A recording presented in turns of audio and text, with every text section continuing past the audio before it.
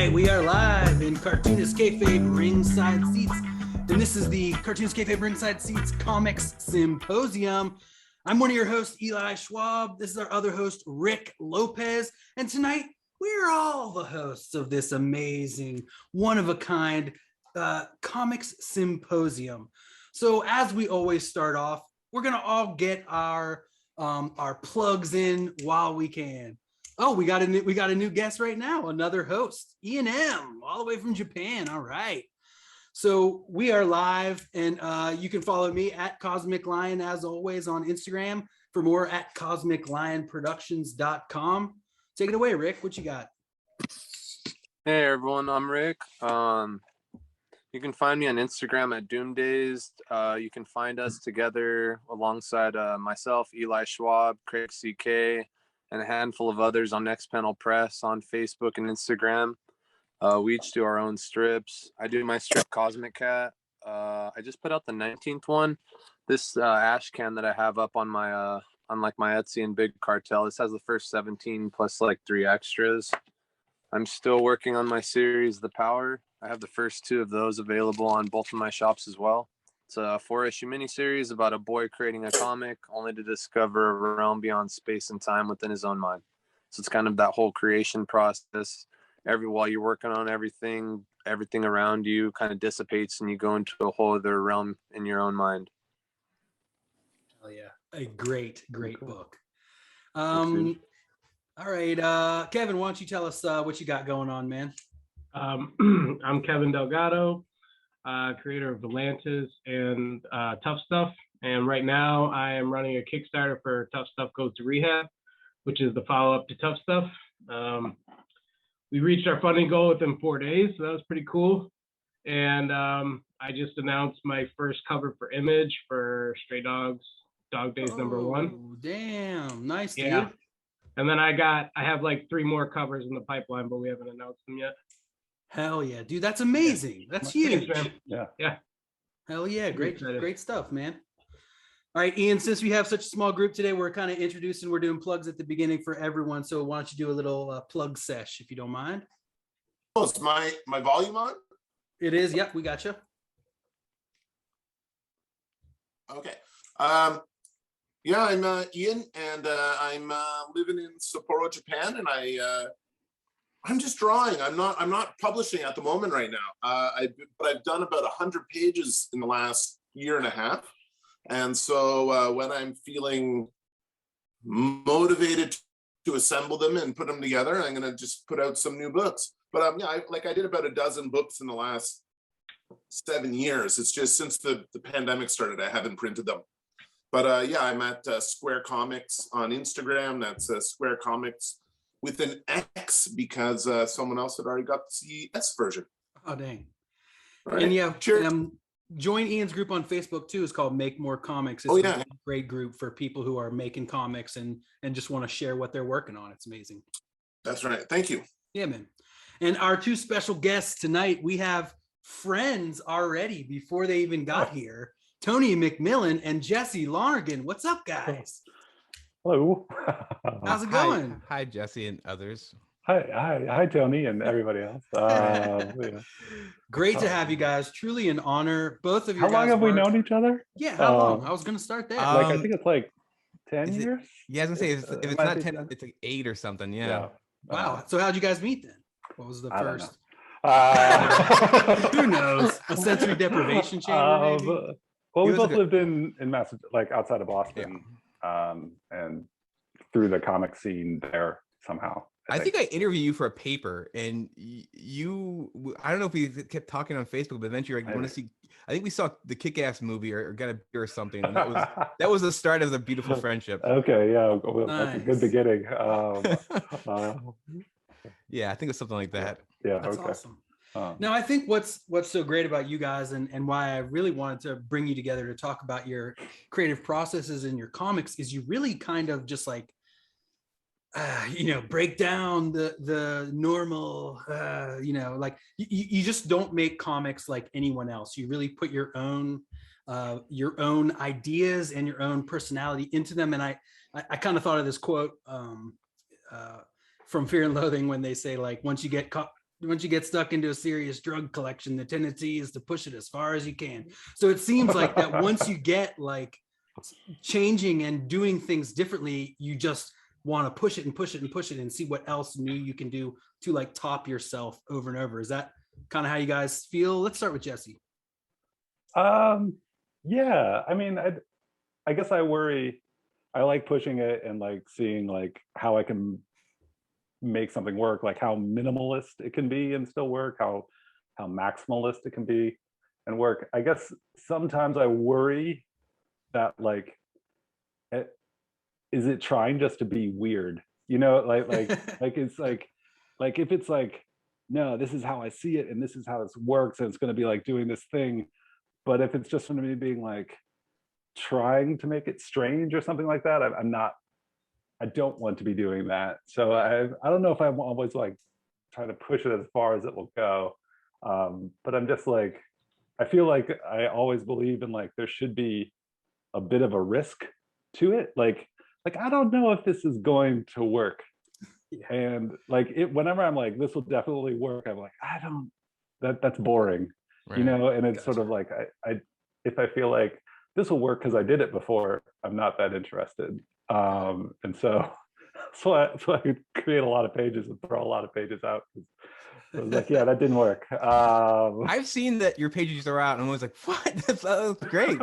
And I'm not saying like you've never made a bad page, but I'm like, those all look great. And I am always like almost intimidated. I'm like, because you know, I'll throw out some pages or start again, but like I feel like you are a perfectionist in some ways, or a lot of ways. Is that not fair? Yeah, I think the amount of pages I reject, it's fair. And like, but like, my attitude towards pages is like, I don't mind drawing them again. Like, yeah.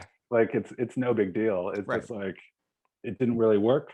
Like, or like that part's not right. I think I'm getting a little better of just being like, I can just tweak that on the computer afterwards. Right. While before it'd be like, nope, redoing the whole thing. I did respond to what you said about how you can be unique and it still not be good. Like some people like it's like, oh, that's a one of a kind thing, but I think it sucks. Like I think that sometimes there's like some people, they're just trying to, you know, think outside the box or whatever, and that's good. And I guess in and of itself that can be good, but it also doesn't necessarily make it entertaining or are just compelling. And I think your work, what you're really good at, is you play up the form, but you are playing. It's very playful. It feels like still there's still it doesn't ever feel like you're teaching a class or just doing an exercise and like, you know, we could do this. It's like Thank God for that. That would be awful. Like when it assists the story, it adds to the story. It's not just like you put a fold out in there to make it, you know, extra punch or something like that. It really adds to the story. Some of those Hedra pages that are, you know, 16 panel grids with a spaceship moving through it, like you could have just made it, you know, an S panel, or you could have, but you made it the full, super beautiful. Now I have to say, I did hear about that book through the cartoonist kayfabe show. Did you feel the kayfabe effect on that one? Oh yeah, definitely. Like there was like every now and then there'll just be like a sudden bump in like sales of the newsprint edition, and like there was definitely like, I don't know, one weekend or something, all of a sudden I was just like, what the hell just somebody like something just happened because I need to ship out a bunch of these comics. And with that one, because it was like so big, it was like always, if I got caught off guard, it was bad. Because like, you know, the envelopes and the boards and all of that stuff is like, I have to order all that. Like can't just like walk down to the Staples and get it. Right. But yeah, definitely there was like a bump then. Yeah, I bet. Yeah. That was cool. Hey Rick, you wanna kick it over to you? Well, I have a few different questions, so I'll just like keep asking them throughout the time. But nice. For Tony, I mean, like, I think that was so smart. First off, like how you did the print with your Friday the 13th thing, like how you print with the bootleg. It's a smart way to put it out. Like, I think that's really cool. But I was just wondering, Like what made you land on that essentially? Like first off, like what was like, is this like, I mean, it had to be something you want to do for a while, right? Yeah, thanks, man. So basically, years ago, I actually thought of an idea for Alien 2, and the idea was, I think when they re-released, or they made that new Halloween movie, they just called it Halloween, and I was like, no, you idiots, like you could just call it Halloween 7, like that's the opening, like guys, like, and then I was like, oh, you know what could be cool is that with the Alien series, they started the sequel. This part 2 is called Aliens. I'm like, so if you did Alien 2 or Aliens 2, they're like, you just split the franchise and you can just kind of jump right in there. And so I started thinking about an idea for Alien 2. And then, I'm still actually kicking that around, but basically I grew up in the Friday the 13th movies. My mom, when I was like, I think 9, bought me the first 8 on VHS, and she was just like, just skip through the titties and it'll be fine. I was like, sure. Okay. Thanks, American Mom, like classic. But then I was like, I've been, Friday 13th, the series, it's been in limbo for a while because there's a big fight over the rights. And so there hasn't been a movie since the remake, which is almost 10 years ago. And so, Oh, wow. and don't be wrong, I actually kind of hate all the remakes of everything they've been doing, but I had to admit, like on Friday 13th, I'm like, you should just do it. Like, they basically have made 12 films. Like, you should make a 13th film. You should just do that. I mean, Come on. yeah. Yeah. And so I was like, how do you fix that series? What would make that good if you had to do a remake or just a sequel? And then a friend of mine, Clay McCormick, who's an awesome cartoonist, and he's the guy who lives in Massachusetts too. He's a bunch of podcasts, and I've been on his podcast, but he has one called the Rotten Horror Picture Show. It's all about horror films, and they're doing a special series about Friday the 13th. And on it, he just mentioned how, Jason works best as like a campfire story, like it'd be like almost like a tulpa. And it's, when he said tulpa, I was like, I don't want to ruin my story, but it involves some stuff with tulpas. And I was like, oh, that concept, that just fixes everything. I got that. And so I was going to do like a little 5-6 page story, and it turned into a 20-page story. And I was honestly, I was kind of like, I'm just going to release this. I'm going to sell sketches, but then they come with free comics. But in a way, I'm like, I'm such a small fish. No one's going to worry about it. And if they do, that's publicity. If like Paramount or whoever comes for me, I think I could honestly kind of spin that into something.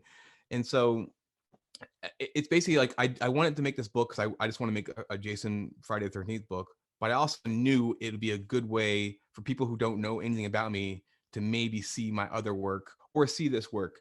And so far, I think it's actually working. Like, I'm still getting a bunch of sales and people just liking and commenting on because the store is free online too. And that's really cool. And there are people who like, I don't think they've ever seen my work and maybe don't even read comic books that much. They just like Friday the 13th. And that's a weird fandom. There's some really dedicated people to this. And I like these movies. They're bad, but I like them. But there's people who You just said they were bad though. Like, I think there are people who are like, no, these are the movies. No, exactly. That's the thing. And I feel like that's why I was a good guy to do this series. I'm like, I can be objective, but I also I'm not making fun of these.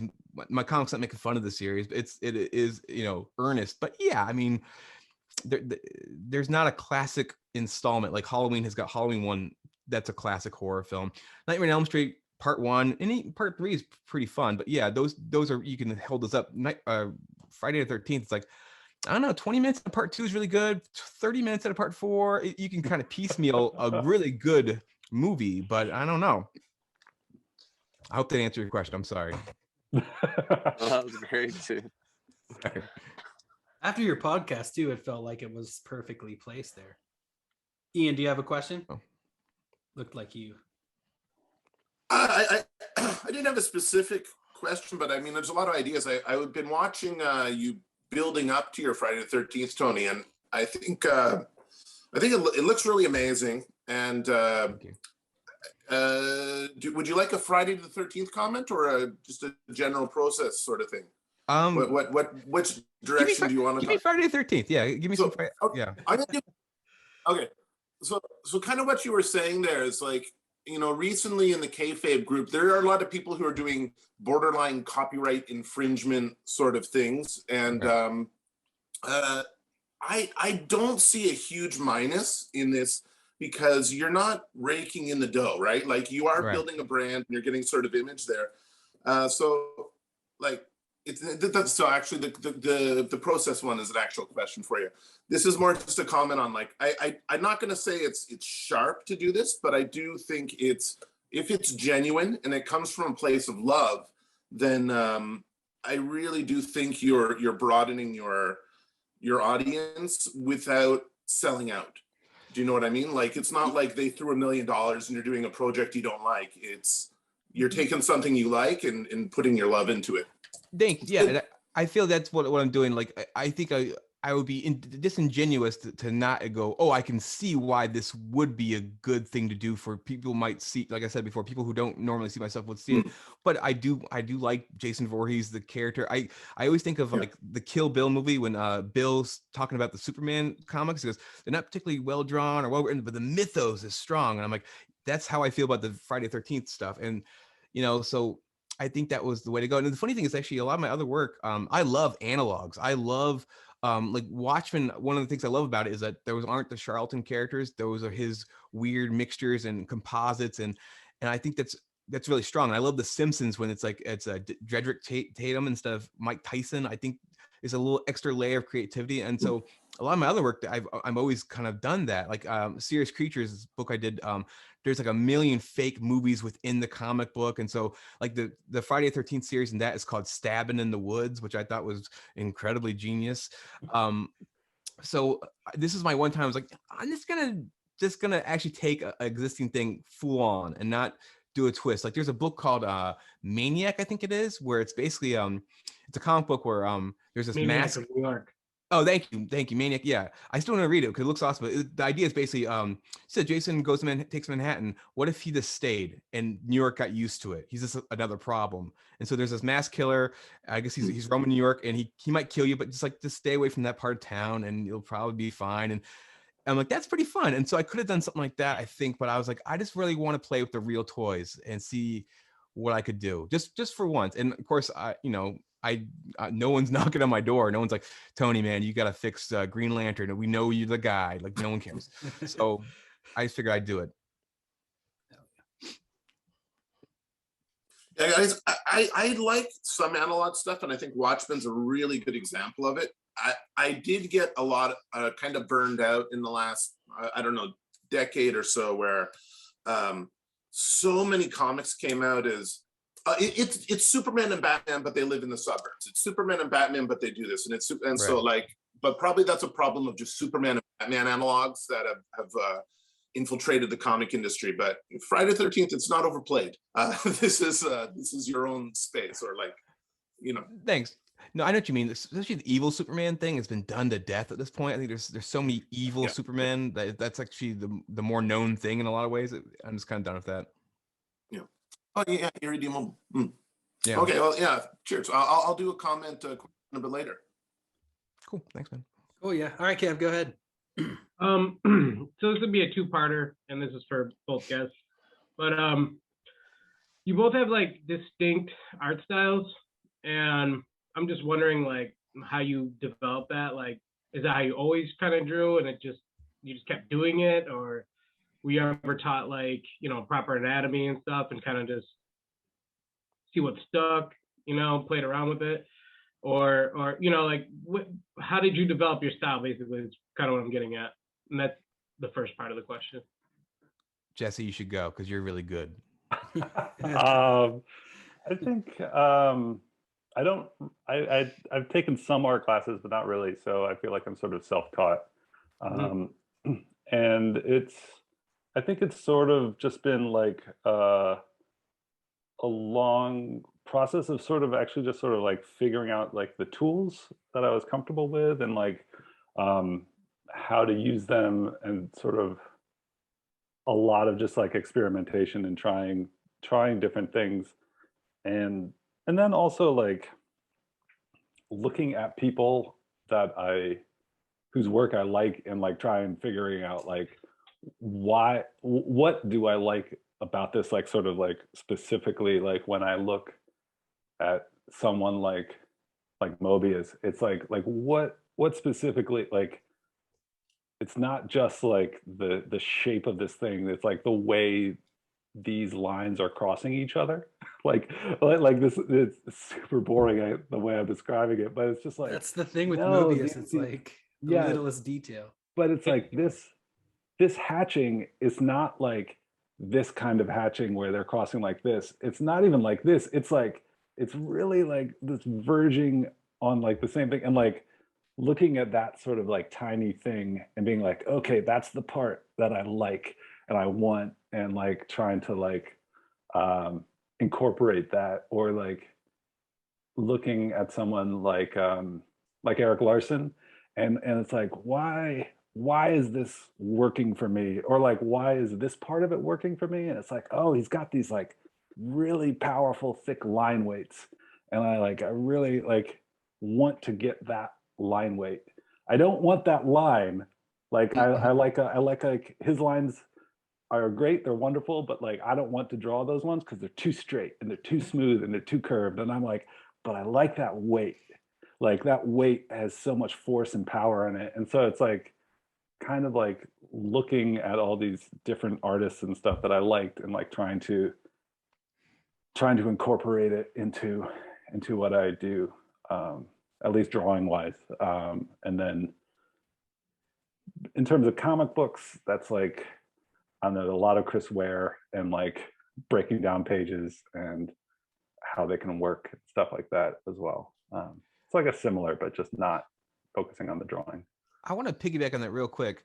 I don't think I ever asked you this. Like a lot of artists, especially like in high school, you could tell they were like, I'm a McFarlane clone, I'm a Jim Lee. Was there ever a stage, Jesse, when you're like, okay, I was like a really poor man's like Will Sporticio or something? Who would you be? Definitely McFarlane. Like Yeah.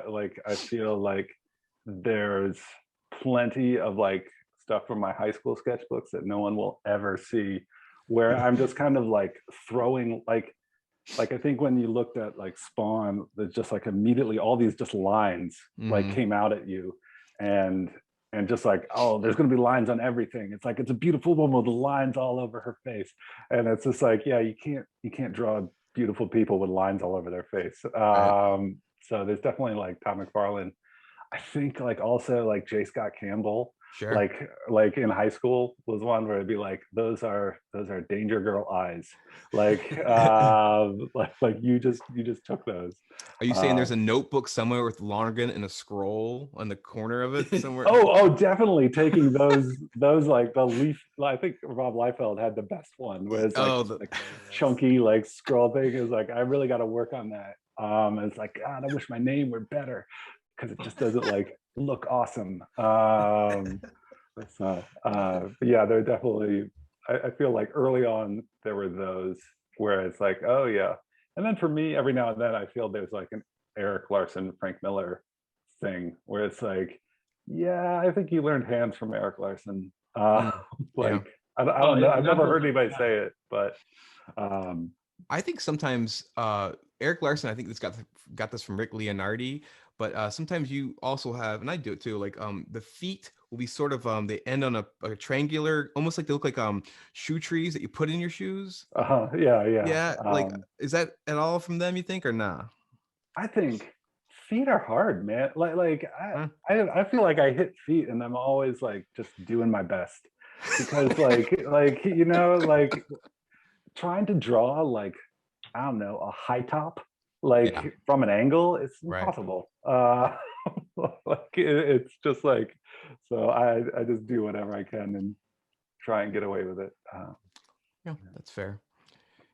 Yeah. Yeah. What about you, Tony? Okay, so the question was basically how to develop my style. So yeah, I have a shitload of scrolls that say Mcmillan, and Mcmillan is close to McFarlane just because of the Mc part. So I was like, I'm halfway there, and I'd spend so much time on the scroll, and now I always forget to sign any cover I've done. I think there's one cover, the Jason one that came out right now, it says TM, because I put TM after FM because it's based on the Frank Miller color. I never remember to do it. I think that's a good sign. I'm drawing more, that I don't care. But anyways, yeah, I've drawn my whole life, and I think initially a lot of McFarlane, a lot of Eric Larson, a lot of Frank Miller, and really poor man's attempts, like pitiful. But those are the guys I gravitate towards. And then slowly I started realizing like drawing a bunch like, oh, there's certain lines I'm doing, certain lines or certain things that I go, I don't know what that's from. It might be four things that are mixed together, but it's becoming like, I feel like that's kind of me. And so I keep going towards that. And then eventually, about 8 years ago, so I start using the Pilot Parallel pen.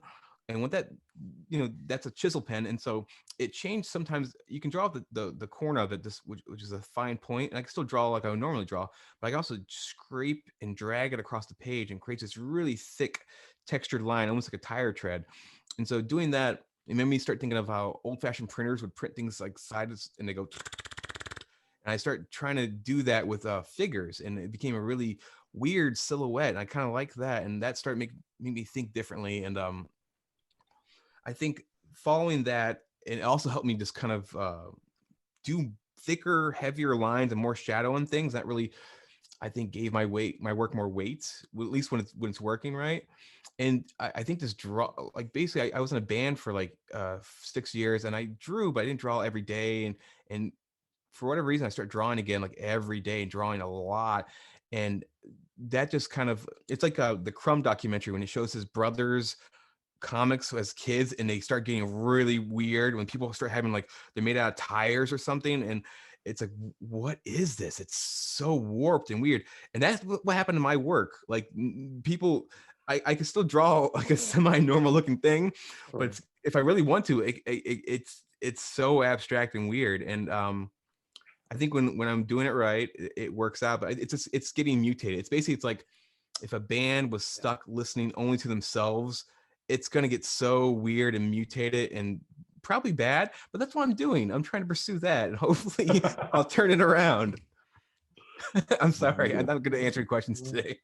Oh man, I think even in the short time that I've known you, I've seen your style grow so much, just like in to that style that you've been talking about, which is just, I mean, sometimes it seems like there's so many lines, and then sometimes it's just like one continuous line, or like, I'm not even sure exactly what's going on. It's very cool. And I thought you were doing a lot of digital work, but you're not really. It's basically all.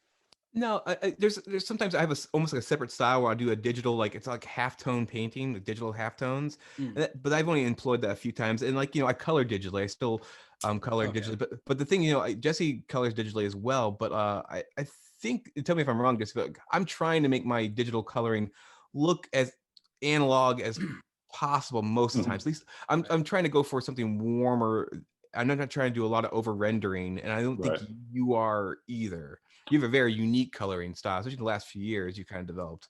Yeah, I'm also just doing my best again. Like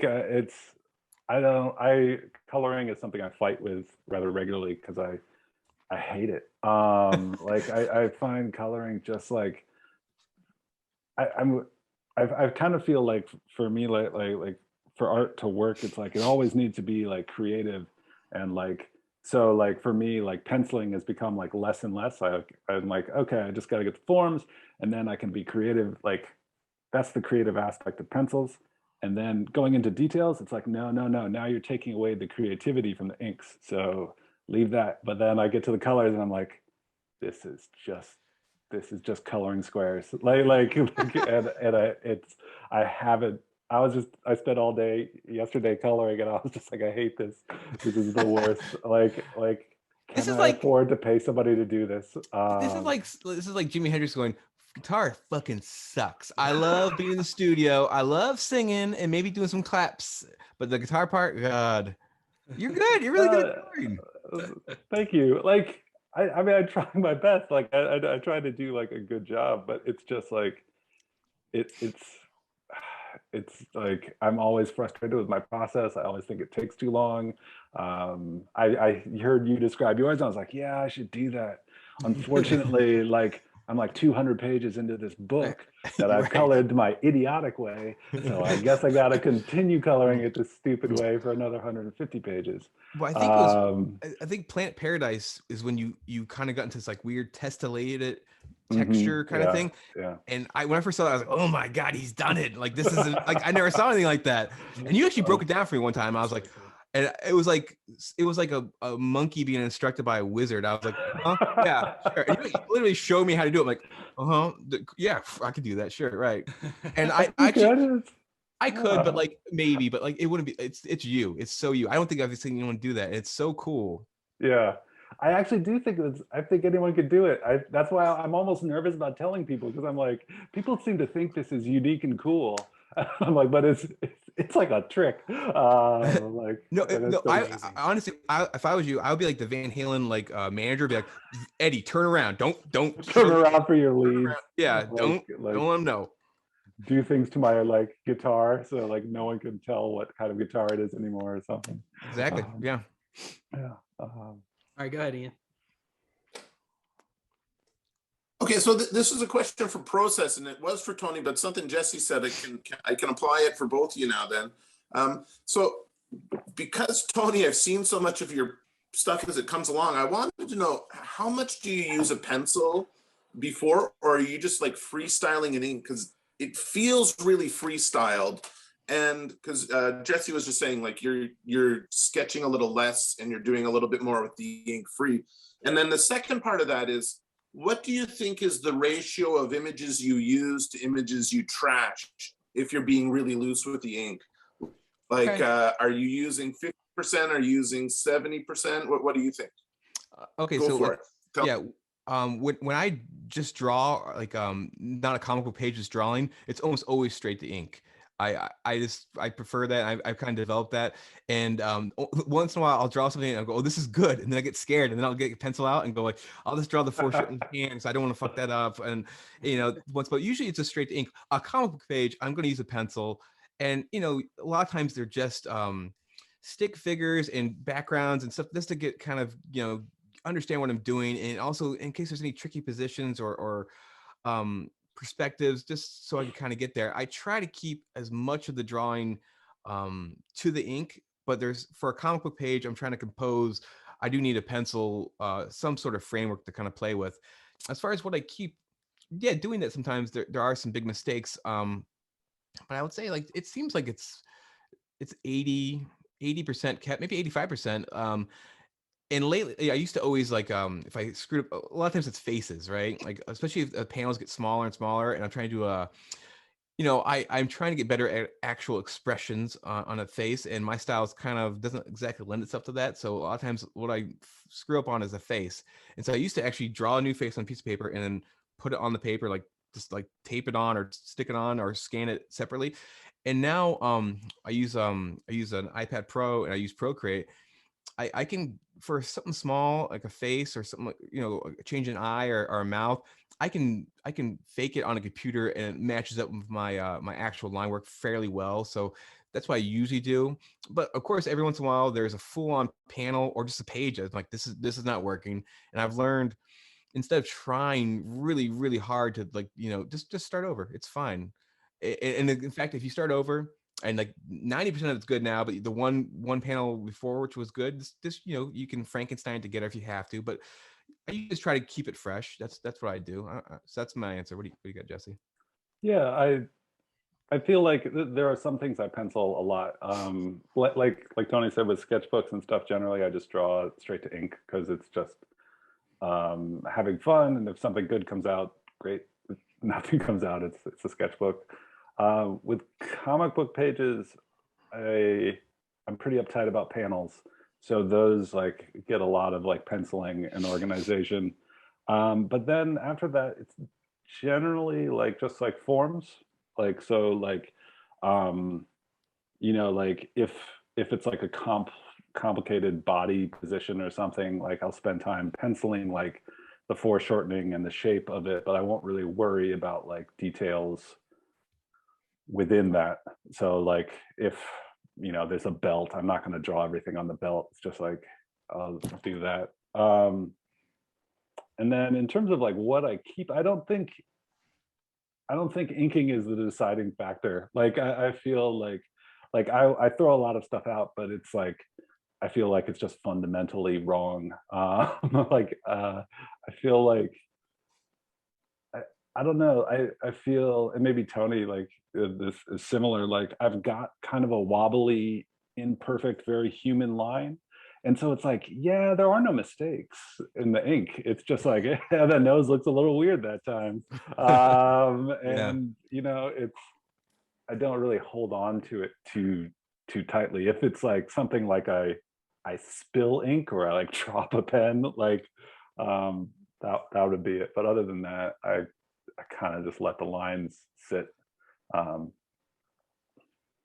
I've had a couple miracle pages where like I was this one page of Serious Creatures where there's like a big skull face at the bottom in the final page, and basically it was gonna be something totally different. I messed up the face. I got kind of angry, just like dragged my pen all over it. Like, it sucks since it's a big black smudge. And then I start putting like white out with my fingers on it, and all of a sudden I was like, oh no, I can. There's a skull, and then it still has it. And all of a sudden I was like, oh, this is like the best page in the book. But that like has happened like 3 times. Usually it's like, no, it's a mistake. That's bad. Kill it. Kill it. Yeah. Jesse, are these like what become your sketchbook pages, or become of your sketchbook pages, like these shirts you make, or are these the sketches on your website, like that look like these amazing characters? Like if you go to your gallery section, like that's something that's like definitely like I penciled. So yeah, I sort of like I feel like my drawing of individual images is not very good. Like I feel like I obsess about comic books and panels, and so if someone tells me to draw a page, I'm like, great, I'll just draw that page. And then someone tells me to draw one thing, I'm like, oh. So I really like, starting maybe like 2-3 years ago, started focusing on being like, no, you're just going to draw like one page and that's it. There's no story, there's no panel before, there's no panel afterwards. And I would say that these figures are not at all one singular thing. You know, it's like a mascot head, it's like a human's head, and then it's a mascot body. This insane, like each element of this is in its own way a panel. Well, I think I sort of like, my idea with like a lot of sort of singular drawings is that like there's like a story that you have to figure out on your own. Like, you know, like it's like, yeah, there's something going on with that. I don't know if it's a mascot, but like I think part of the fun of it is like people figuring it out for themselves or making up their own sort of stories for it. Are you a big music fan or a musician yourself? Because there's always seems to be like these amazing instruments that you design or create. Yeah, I play guitar badly, and I was in some bands. I would not call myself a musician though at all. But I guess I have this very childlike thing of like, guitars are just like cool. And like guitar pedals are like the coolest thing in the world. Like if I got a lot of money, I would just be like, all these boutique pedals are mine. Like I don't even know how to use this thing. Like it's too complicated. It's got like one of those big book instruction manuals, but it's like, look at all these knobs. So I think it's just sort of like something in my head where I'm like, I like this thing a lot, and I just want to sort of put it in there, and just sort of have like I don't know, a bit of joy, just like things that bring me joy, and like mascots and guitars and cars and stuff. Y'all should definitely check out Jesse's T Public store, because that's where I got this amazing shirt. I was like, it's one of those stores where you're like, how do I even decide which one of these? And next time you interview him, make sure you wear his shirt. It just puts him at ease. Yeah, I feel so comfortable. That's great. Do you ever plan on, would you ever make a comic, like a music-based comic? Yeah, I did one a while ago that like I feel like I didn't do it that well, and I always want to sort of revisit it. It's called like the Sex, and it's about like the greatest band of all time. Tenacious D? No, they're way better. Like, and it's something I always want to revisit, but then never do. You know, it's sort of like it builds up in my head until like I can't do it. It's like, oh, I'll like push it forward and I'll do like all of this cool stuff that I don't really know how to do just yet. Like in terms of like, maybe I'll do all the backgrounds will be photo based, but like zipatone dot effects, like, and then it's like, I start thinking about that. And then it's like, this project is ruined, because all you're thinking about is like how to make the backgrounds look a certain way. I'm basically picturing like when Spielberg was talking about how he didn't make Schindler's List for 10 years, and his family was like, "When are you gonna do it?" He's like, "It's not ready yet. I can't do it." And then then he was ready in like '93. He's like, "Okay, I got this. Jurassic Park, Schindler's List. Let's go." Yeah. I think it'd be awesome because, like, especially for you, the challenge of like, how do you make music visually interesting if you actually had the band rocking out at points? Like, what's the trick? Like, exactly. I think that'd be a really cool thing for you to figure out, not me. Yeah. Shouts to Dave Chisholm, who does that amazingly. Yeah, you were gonna say that? I was just gonna say the same thing. He's one of the best I've seen at making that visual, and he's got a new Blue Note comic. I think that's put out through Blue Note and Z2. Now we do have a question from the comments here. Shouts to everyone in the audience. Wes Elvidge says Tales to Enlighten. Were either of you in Tales to Enlighten? Yeah, that sounds wait, that sounds super familiar. Oh no. Like, Matt King's there with us. And he made it. Tales to the Line's awesome. Yeah, but yeah. Okay, shouts to Matt King. Yeah, I bought one. Fucking amazing. Hell yeah. I read that mini comic like all the time. There's so many great things about that book. Hell yeah, dude. Yeah. Respect. And yeah, shouts to Wes Elvidge who said that. Chris Pierce wants to make sure everyone shows what they're working on by the end of this thing. And Joseph Patrick says he's got a question for Jesse. You seem to like doing odder printing sizes and methods, like the Hedra tabloid and the Riso of Faster. What's the motivation for that, and how does that affect your workflow or art decisions? I think it probably came out of just like doing like indie comic conventions and stuff, and just sort of like you're at this indie comic show and everybody's got like 8.5 by 11 folded over mini comics, and like how do you convince them that your 8.5 by 11 mini comic is worth looking at? And so like having like a budget, like it's like how can I cheaply make this distinguish? And one is just like I can cut the page smaller and like then it gets a different dimension, and all instantly like that shows like a little amount of care, like that 8.5 by 11 folded over, which is fine, doesn't show. And it's not like it's this very, I guess, tiny value added sort of thing. And then also I guess I sort of feel like with some of the things I'm doing with like Hedra and stuff, it's like that it somehow people need to be able to look at it and be like, this is not like a normal comic. Like this is like a little bit different, and sort of like that I can signal it that way. With the risograph printing of Faster, I just think it's like a cool printing process. It's weird. It's kind of like magical in that I wasn't sure how it was going to work. Like it's like I sent these files and then it's like, we'll see what happens when that ink hits the paper, and like all of these lines that are basically like the blacks in that are bright red and dark blue like on top of each other. And so it's like, we'll see how that alignment works. We'll see what happens with the ink sticking to it. And it's just sort of, I think it's like a fun experiment. It's something that I like to look at, like when I see stuff where I'm like, how did they do this? That's sort of where I'm coming from.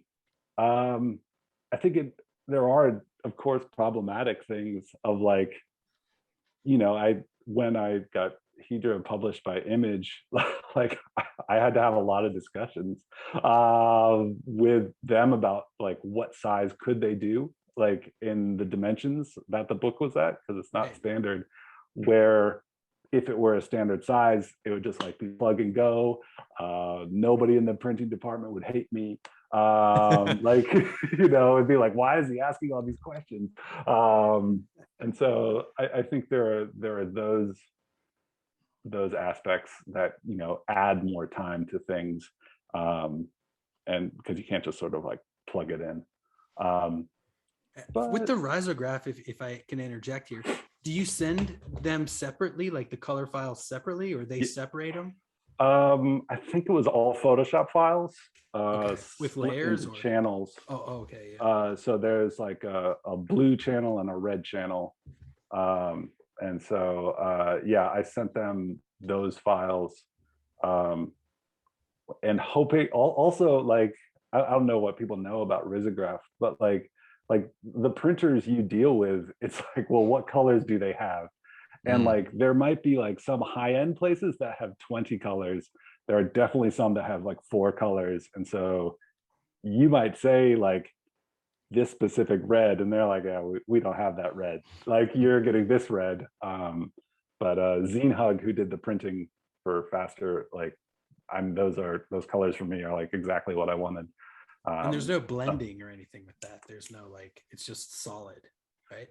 Well, you can get like a gradient, I guess. Like, you can get like 20% or 50% or something.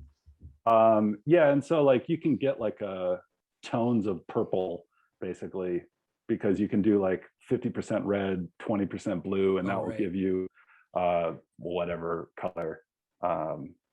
So there's potential to get really like in your head about it, which also appeals to me. It looked really good, man. I really thanks. enjoyed reading that. Was there some pages that either didn't set correctly or that you specifically had kind of like off because there was kind of like some jitter happening in the beginning or something? I remember seeing. No, that's probably like an off.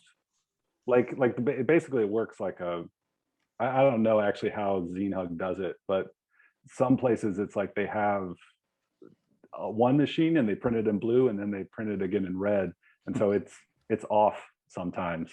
And other places you can get it more precise. But if there's something where like the lettering is like split, that's like a printing, what's the nice way of saying accident? Charm. That's one of the charms of the printing process. Hopefully it's still readable. And I guess it added to the thing, like you said. Yeah, like, well, to me it's like old comics where you would get that page that was off.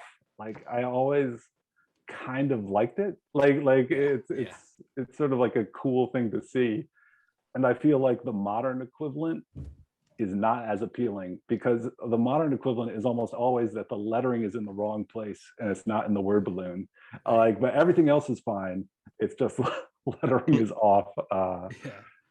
Or there's like a racial slur of a word that's misspelled accidentally or something like that. It seems to happen a lot. Right. There seem to be a lot more typos than there used to be. It's insane.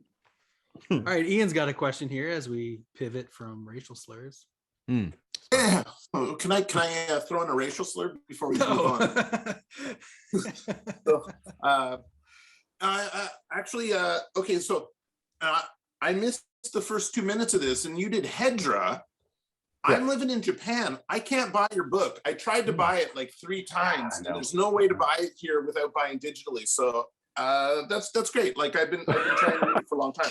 But yeah, it sounds wonderful. Yeah. So, but about the Riso print, like, Tokyo has a really good boutique Riso print shop, and so this is mine. This is a 4-color Riso print. So I don't know the orange, no, yellow, red, purple, black on this one, and we didn't really do level. Well, I guess there's some levels here, but yeah, like impressive. If you find a good boutique Riso shop, you can do really fantastic stuff. And I think the word you're looking for is registration, like the red on the letter just goes off a pinch, and it feels good. It feels organic. It's really, really nice. About the risograph process, there are some risograph machines where you can have multiple colors loaded and it's going to print them, but a lot of the machines you have to like manually take out the blue and put it in the red and then put the paper through again. So there is a lot of off register images with it, but like I'm not going to do it every project, but I'm like, Riso is so fun to use, and it feels good in a way offset printing doesn't. I think it's cool. Not, I don't think it's in every, I don't think like it's like this is my medium, but it was something I definitely wanted to experiment with and play with because the possibilities just seemed cool and fun. And your style Do you lends know, to it, the same as yours, Ian. Yeah. Do you know Ryan Cecil Smith? Maybe. He's not a jumping to mind. California guy who lived in Tokyo, and he's made a ton of Riso zines. Like that is his bag. And he Ryan Cecil Smith is worth a look if you're into that kind of art. It's indie underground. Okay, thank you. Yeah. I had a question about Faster real quick, Jesse. A fan question. Okay, so this is great, but is this like a joke or is like Faster 2 gonna happen? What's going on, dude? I've drawn one page. So I would like to. Right now, like I was talking to Eli. I just had a kid. My like frustration at how little time I have right now. Like it's wonderful child, beautiful baby, but like I don't have enough time anymore. So it's very much on the back burner right now. I'm hearing classic genius artist, terrible father. Yeah. I've thought about those terrible fathers, like in the movies, where it's just like they're just like, "Bye, honey," and like go off, and it's like, how did they do that? How did my dad do that? I don't know. It's like, also, are you going to call the sequel Even Faster, or what do you guys think? Yeah. Faster or I think, or fastest seems. That's why you're the best. 3. Man. I mean, that's like a 3. Yeah, that's 3. Oh man, I've started with fastest. Also, did you hear about the new Predator movie with the title? Predator. No, it's called Prey, the new one. And I honestly was like, that's good. It's about time. It's time. Predator just disappoints. Like, I really have wanted to like a lot of the recent ones have been like, no. This one, I got high hopes. I don't know. It's going to be a period piece. It sounds cool. I don't know. Yeah, maybe. Hey, shouts to all that just joined us. We got Manny, we got Adam, we got Sam. What up, y'all? What's happening, man? Not much. Welcome, guys. What's Rick, up? you got anything you want to hit up? And once I unmute myself. So, question for Jesse this time, because I've been following you for a while. Hedra kind of fucking blew my mind. I love your art, dude. Like I was like on your Instagram. I don't know how long ago it was. One of your last posts, you were doing your panel layouts, and like you don't even use a ruler for that shit. And I know a lot of people were like really admiring that, because I mean it's sped up, I know, and you're like talking about, well, it's sped up, so I look steadier. I'm like, I don't give a shit about steady. Like that's so cool. Like I mean, I don't know, your style's awesome, and you're talking about trying to keep it analog, and that's something I'm really trying to do too. And like a lot of the, I don't know, I'm just really curious about like your process. You're kind of going into it earlier, but I'm like, I don't know, just like all of it, I just love it. I'm not trying to like go like I'm not trying to like fanboy out. Thank you. No, that's I appreciate fucking great work, dude. And I love your use of screen sounds, and I'm just really curious about like kind of like your influences and how you got to where you are now, because your style is just amazing. Thanks. That's great. I got a little distracted. But Okay, dude. I think like I feel like there's a lot of stuff in there. Yeah, I feel like the straight lines thing I find really weird, because like I'm like, there are pencil lines underneath. It's just that, and they're not that straight. Like Right. if you look at Hedra, it's like that's definitely not a ruler. Like you know, and so it's, I don't know. I feel like it's a bit of the video. It's a bit of like, you put a wobble in a line and it makes it look straighter. And I feel like I say this and people are like, that's not true. And I'm like, it is true. If you draw a wobbly line, like it's like you're constantly correcting it. And so it's like, if you try and draw it perfectly straight, it's going to go off. But if you're like, oh, like it looks right. That makes sense. That's like, it looks straighter than it is. And then, I don't know, with like process, I feel like it just sort of starts with like sketchbooks and like thinking about like how I feel like I'm very bad at story. Like I just don't think that way. Like there are people who like tell you like these really good stories, and it's like, oh man, that was a great story, and it's so good that you could tell it to somebody else. And I don't have those stories at all. Like Hedra, it's like, what's the story? It's like, they have this, it's a person goes into space, they meet a space god, like they come back, like and I feel like it's a lot about like how it works. And so it's like a lot of me just sort of like sitting and like playing with panels and being like, it could go here, it could go here, and breaking things apart. I'm doing a terrible job explaining this. You just lost a fan, Jesse. You lost maybe 2 fans. Yeah.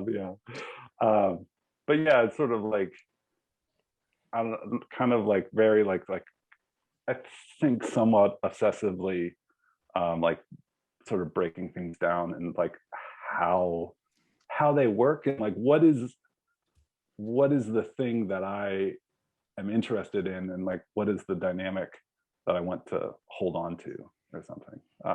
Terrible answer. I'm sorry. No, don't be sorry, man. You just like with your pandas and stuff, like it's a lot of that stream of consciousness sort of thing. So like I get what you're getting at. That makes sense. Yeah, and I definitely like stream of consciousness is like the right word that I should have said a while ago. Like it's like sort of like, for me, it's like there's like the big ideas, and those I try to keep really loose, and like, you know, like sort of keep it a little bit out of control, because I feel that ends up in a more interesting place. Like I've kind of, at some point, I don't know, 5-6 years ago, like I was like, I gotta stop writing outlines and thinking about how this will work, because when I do that, I make like the boring choice.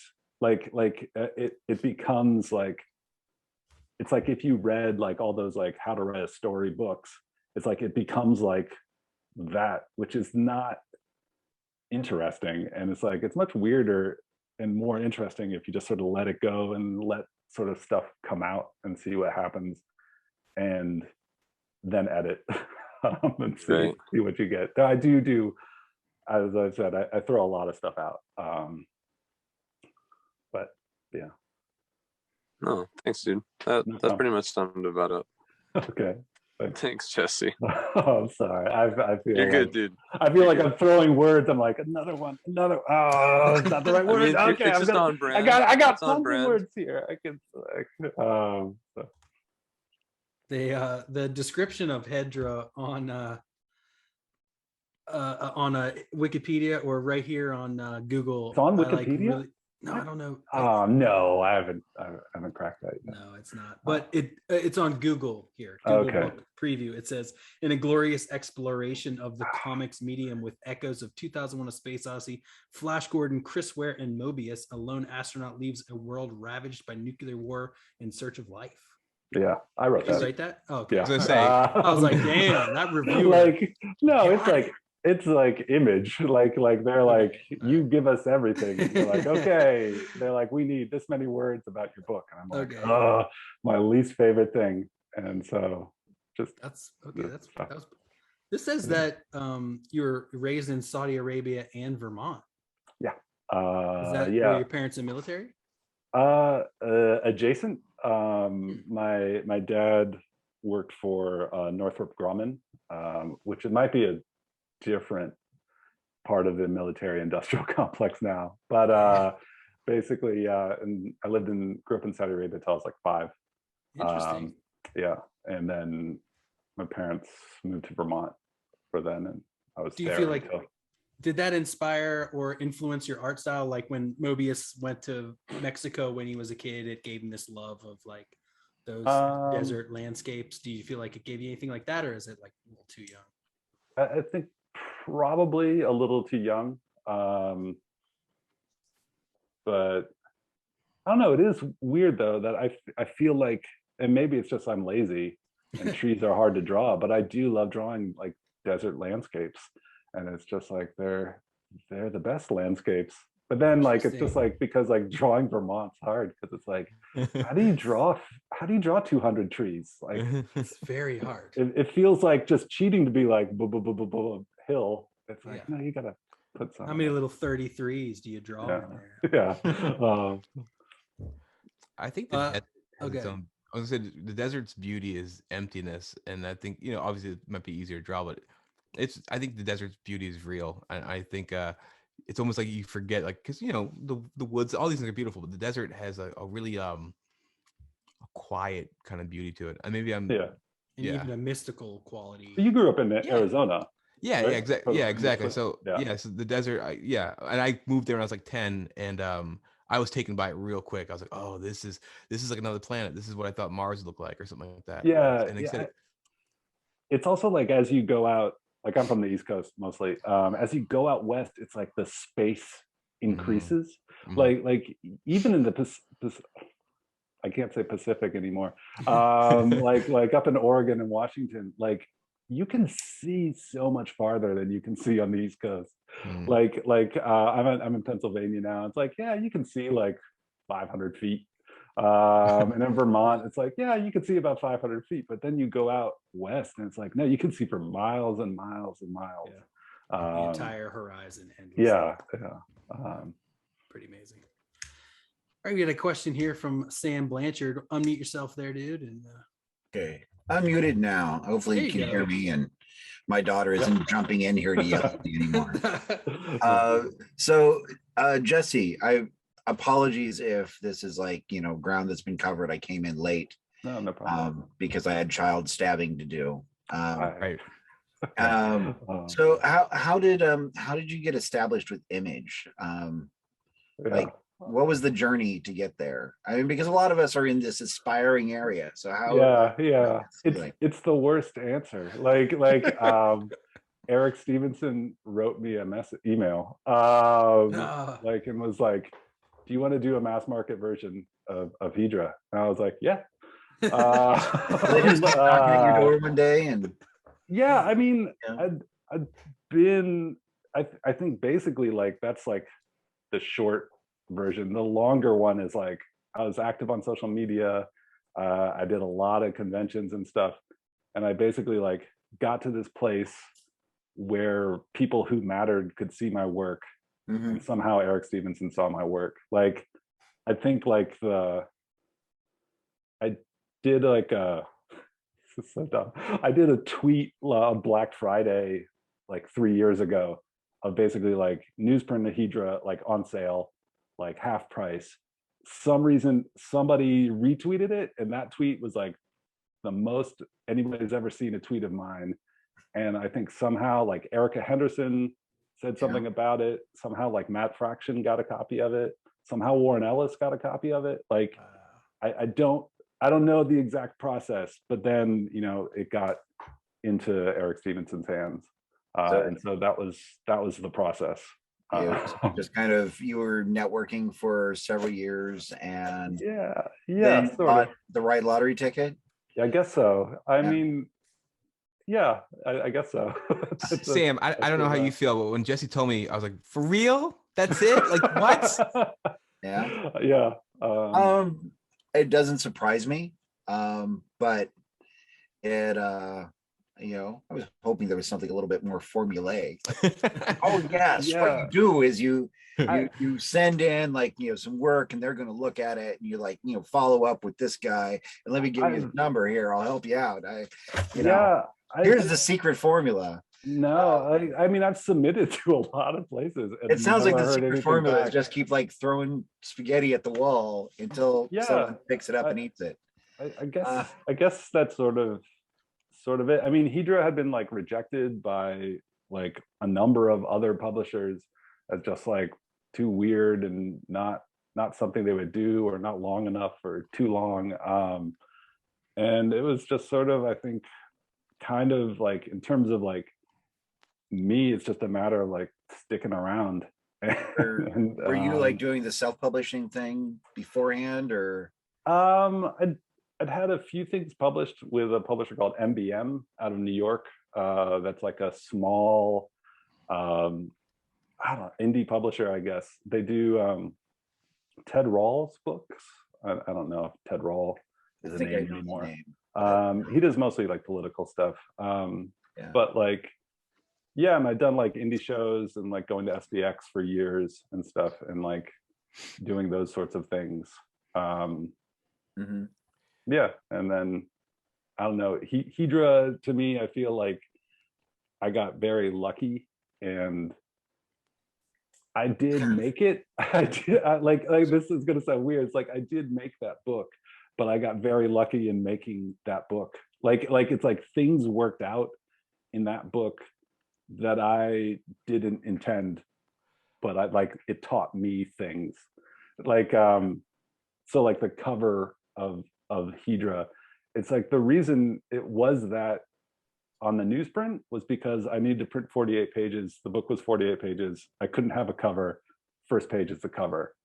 But then like going to conventions, I learned like that cover says so much about the book that like people just see it and they're like, I hate this, and they're gone. Or I think I'm into this, and they're there. There's no confusion about like those squares. Like I did not know that when I did it. I learned it though, and so like I feel like I kind of like got lucky in like things working out artistically, like creatively as well. Yeah, and then I got an email. So without bogarting the guests here, can I ask Tony a follow-up here?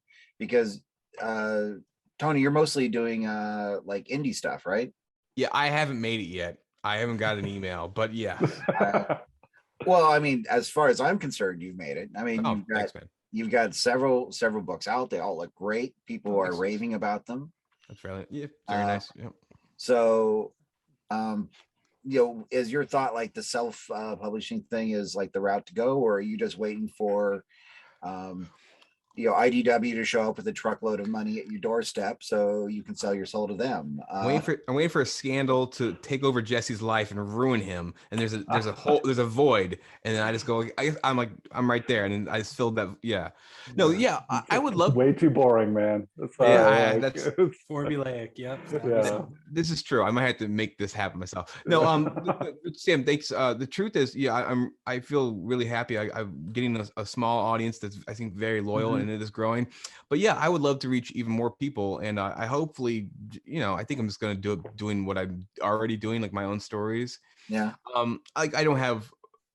I'm not gonna say no to like doing Spider-Man, but I don't have any Spider-Man stories in my head right now. It's not my dream. I'd rather just do my own thing. Yeah. But I think I would love to have a bigger audience, and that probably means going through another publisher. But at the same time, like Michel Fife's Copra, he's one of my favorite artists and creators, and he's inspiration creatively. But he's also inspiration. He does Copra through Etsy. He just sells it himself.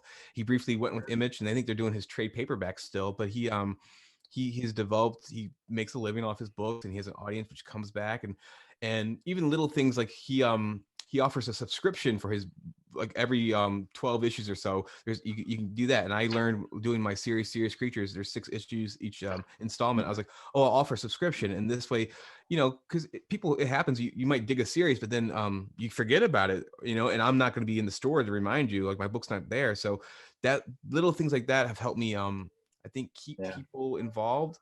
But I want to reach as many people as possible. And what Jesse said about Hedra is very true and I think it's very smart and a good thing to learn is when his book, like he said, people will see the cover and go, no, and that's fine. And people will say yes. But I think I'm familiar with that feeling. Right? Yeah.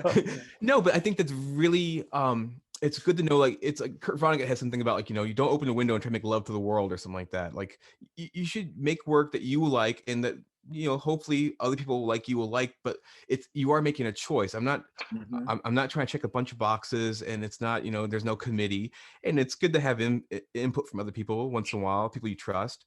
But I'm making work that will appeal to some people and not appeal to others, and that's totally fine. And I think the people who have found my work, I think they dig it. And I think, I'm almost 40, but I feel like I'm actually a young cartoonist.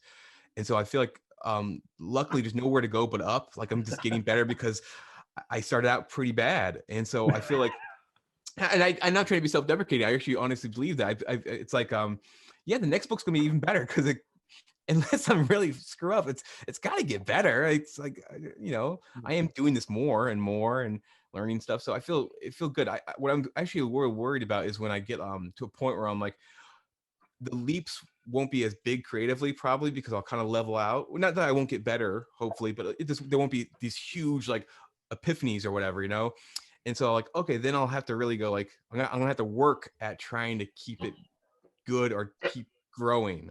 And now I feel like I feel like I'm a teenager. I'm just gonna keep growing. I can eat whatever I want. So Tony, another interesting thing, I was just kind of riffing on what you just said in terms of improving.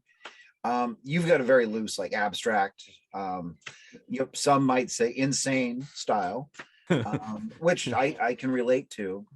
Do you ever like have concerns about improving too much that you lose that organicness?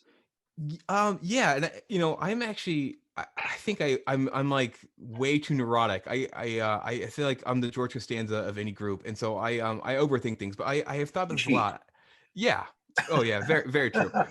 But no, like I think like Jay Lee, for instance. Jay Lee's an artist who I still really like, but there's a middle period where I didn't really like his work too much. I feel like when he was young, he was, I think, drawing like 6 pages a day sometimes. It was really crazy and, this kinetic, and it was all over the place, very visceral. And then in the middle period, he kind of figured out, I guess, the right way to do things in a way, or he slowed down and it was a little more refined, but it lost a lot of energy.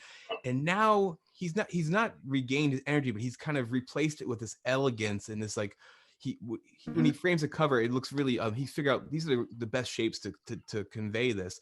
And so, I have no idea what I will end up doing. I hope that if I do lose my looseness or energy, it becomes something elegant and something still organic and not stiff. And but at the same time, like Bill Sienkiewicz, for instance, he still does a very, I think, beautiful scattershot, grape shot, chaotic thing when he wants to. But he's also, I feel like he's a guy who's like, the ideal thing would become like, like a David Bowie or Bob Dylan, where you have like, oh, I've developed 6 voices. And so whenever I want, I can do this right for the project. I don't know if I'll ever be that guy, but Sienkiewicz and Rugg is the same way. Oh yeah. Rugg's a mutant, like Jim Rugg. And Jim Rugg's one of those guys, he kind of could do what he wanted to do if that's what he chose. That was his druthers. And I don't think, I did a couple books where I was trying to do certain pages in a different style, and they kind of worked, but I would have to cheat. I'll draw this in pencil, so it looks very different than my ink work. Or I'll do this. Wine? What's that? Oh, Sorry, my bad. No, it's fine. So I'm envious of those guys, but at the same time, I like guys who have a singular style. Even if that evolves, I like that Frank Miller draws like Frank Miller for the most part. Even if that changes every 10 years. Yeah, Frank Miller is always kind of refining his stuff. Yeah. Oh, sorry. No, exactly. So, Jim Rugg, that's awesome. I just don't think I don't have like 4 competing styles within me now. I don't think I'm ever going to have that. I mean, like I see Rugg's work, and it seems like he can just put the line wherever he decides he wants it. And it's, sometimes it's like this cartoony thing. Sometimes it's this very like photographic thing. Sienkiewicz is the same way. He can do very classical looking art. He can do insane looking things. He's got, somewhere into that Ralph Steadman world. Yeah. Next to like the classicist. Our friend of the group, Jeff Manley, is like the same way with Teenage Bigfoot. I mean, Teenage Bigfoot is like this big, like, grapefruit ball eyes, but seeing his other sketchbooks, he can draw whatever he wants. It's just, that's a very deliberate style choice. I think Jim Rugg's like a Paul McCartney, where he's got this range. He can sing Little Richard, he can do this and that. I'm not. I'm probably Ringo Starr, but the Ringo songs can be really good. Like if you give him a good writer. No, I mean, I'm digging your work, and that was like one of the things, because I'm kind of in that same insane world too. And every once in a while, I find myself slipping into a very classicist sort of drawing. It's like, oh no, it stopped being insane. I need to make it crazier. And then I feel like it's forced crazy, and that just look crazy. Yeah, I think it's probably not good to force yourself to do anything like that. But at the same time, I don't know. Sometimes I look at work that I've done a couple years ago and I forgot about it, and I kind of remembered, oh, I didn't like this. Or I put this away, and I'm like, oh, this is good because I don't remember what I was trying to do. Yeah, so I can just appreciate for what it is. So you never know. Like maybe you're actually like on the cusp of a period you're gonna love of your own work, but you know, it's hard to say. I don't know. I'm anciently old, so yeah.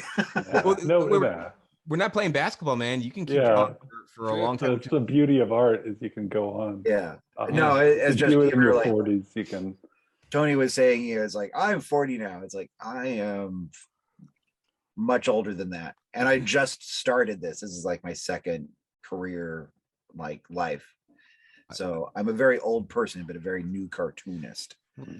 I think it's a good way to be in a lot of ways. Yeah.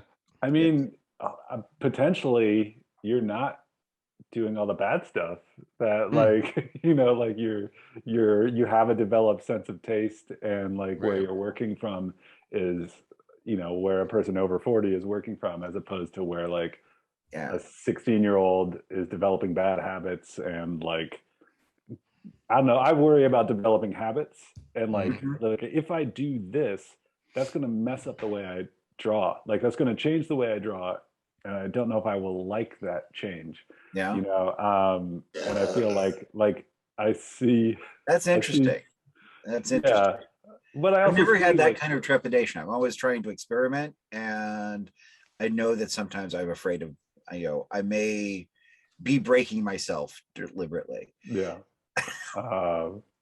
Yeah, I mean, it's just sort of like, yeah, if you start drawing like this, you're not going to stop drawing like this. It's something I worry about, which might be irrational. But you feel like you want to keep drawing exactly the way you are, or? Oh no, I always want to get better. And like, I always feel like you get a very distinct sense of space in your drawings. So yeah. I think it's a matter of composition more than line.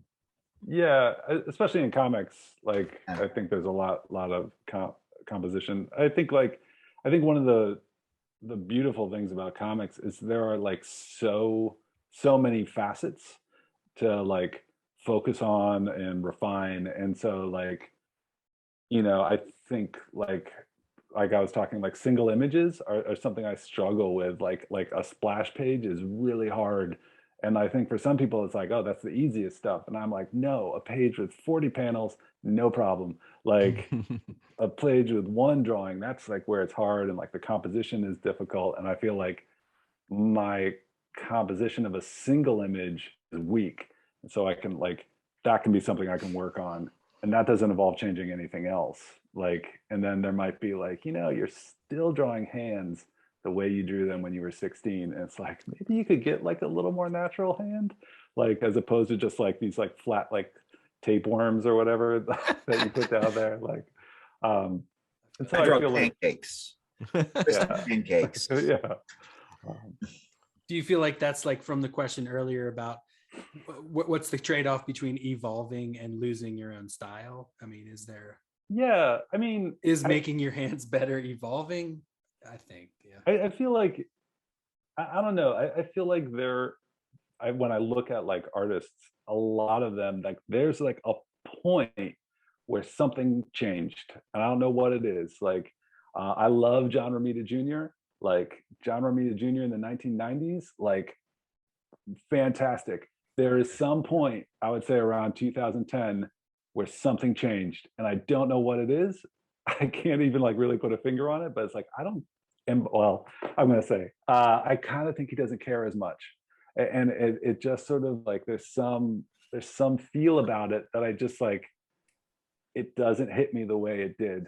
And also might be just my age, you know, but like his Superman stuff, I was like, no, not interested. And so it's like, and I feel like I see that with a lot of artists, and there are exceptions, like of people who are like, up to the moment they died, they were amazing. Like Joe Kubert, it's just like, nope, like that guy, I look at it and it doesn't matter what year it's from. I'm into it. But like, I do worry about like, what is that point that it seems like a lot of artists hits where it's like, I don't respond to this anymore. And like, what happens? And I probably would guess it's just something creative, or the fact that they've drawn like thousands and thousands and thousands of pages and they're like, can't do any more pages. Probably they don't practice anymore. They don't sketch anymore. They don't. Yeah, that might be part of it. They lose interest, but it's like that's their livelihood kind of thing. Yeah, It must be something like that. I don't know. If I were projecting, I would say it's probably they just got into this is how I do it, and this is the only way I do it. And they just hit it like, a factory job, chunka. Yeah. This is how I lay out my page. This is how I put down text. This is what I'm going to do. And, they stopped evolving. But there's an efficiency in that too, of like, there's a lot of work to be seen. Once you like, if you have like a crisis with each new project and you're like, what shape is this book? Like, like to go back to what we were talking about, like if you're like, well, this book, no, this is a different shape. It's like that work is that valuable work at a certain point to like think about the shape of a page? Why don't you just like stick with the same page? It's like, why are you debating? Like you don't debate like how many lines to put on a piece of lined paper. Like true. you don't question like 8.5 by 11 as a choice for the printing of your work. Like, I don't know. I go back and forth on like the efficiency, the routine. Yeah. I've been finding I've been evolving more in integrating new tools into my process. Like the level of analog and digital work that I do, and a different pen. I've been working a lot more with a brush lately than the pilots that I use a lot. And I find the tool shapes a lot of the evolution. Just kind of looking at the tools you use and how it changes the work that you do. When you got a hammer, the world looks like a nail. And if all I use is a hammer, I'm just going to keep banging stuff down. But that's the thing that's driving most of my changes right now is evolving, finding new tools, trying to work more efficiently with the tools that we have. But it's always an adventure because there's so many things out there. You can't use all the software programs. You can't use all the stuff out there. And, I got, stacks of different kinds of paper or whatever that I'm using. Reference, no reference, who knows?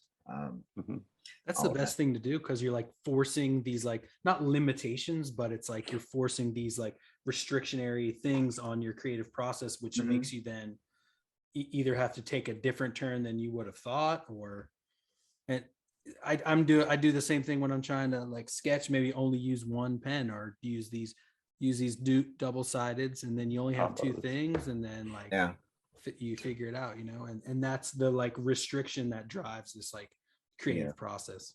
Or start with pen. That's a big one.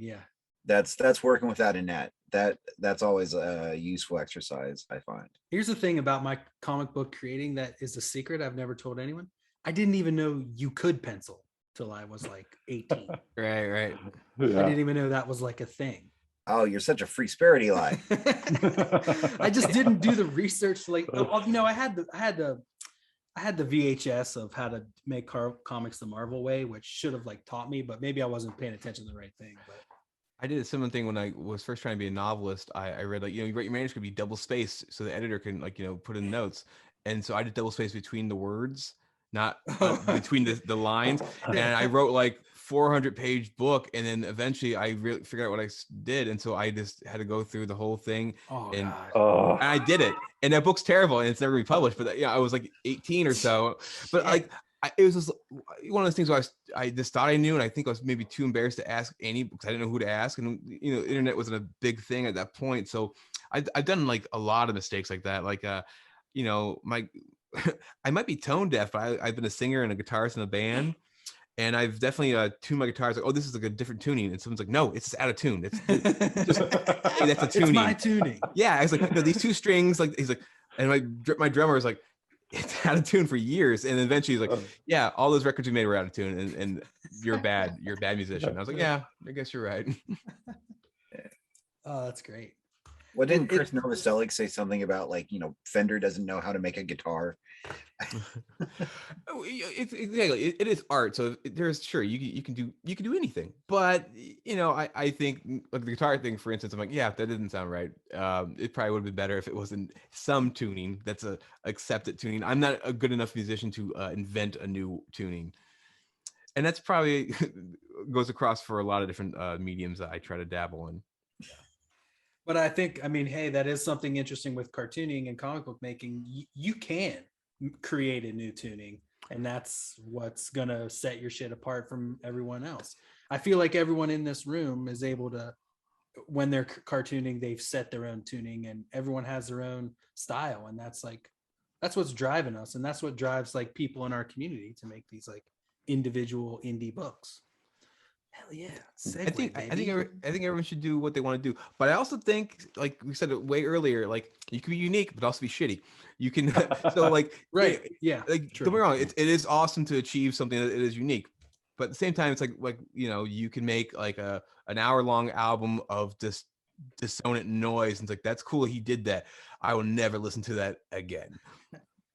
Yeah. But he did it, and now he's Philip Glass, and everyone loves him. So. Yeah, I was just gonna say now it's Philip Glass. Yeah, it's just great. I guess we're kind of like nearing towards the top of the 30. There's about 30 minutes left. Maybe we can start talking a little bit about like what's new coming. Jesse, do you have a next thing from Image, or do you have a next thing? I think I have a couple next things, but I don't think they're announced. So there's Faster that's out right now. Mm-hmm. Where can we get that again while we're going through stuff? Bulgilhan Press. Right, that's easy to spell. Yeah. I'll put it in there. GILHAN Press. And I did the art for one of the IDW Star Wars annuals. I did like a little 8-page story in that. And that's coming out in December. So the FOC is next week, November 22nd, whenever that is. Dude, how great was that for you? Are you a big Star Wars fan? Was it like the culmination of? It was interesting. It